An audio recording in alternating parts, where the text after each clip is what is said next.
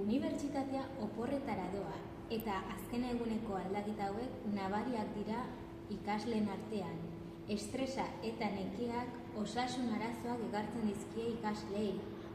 Baina nola aldute medikuek egoera honi aurre egin unibertsitate honetan?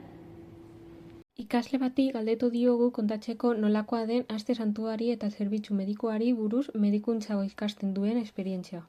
Zertan datza unibertsitateko zerbitzu medikua?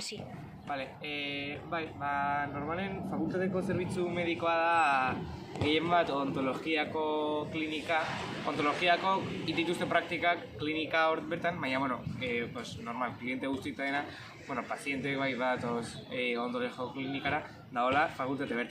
Eta noiz ongo zinateke zerbitzu medikura?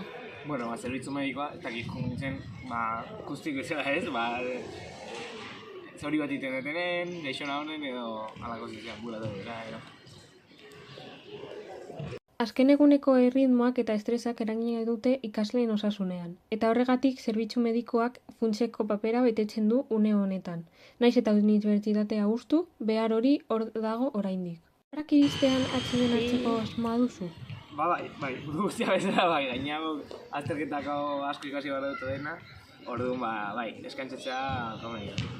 Kaina hasieran edo bukatzituko azterketak dena probatzen behar dut, osake hori ja, ospa nun baitea edo deskantzatzea eta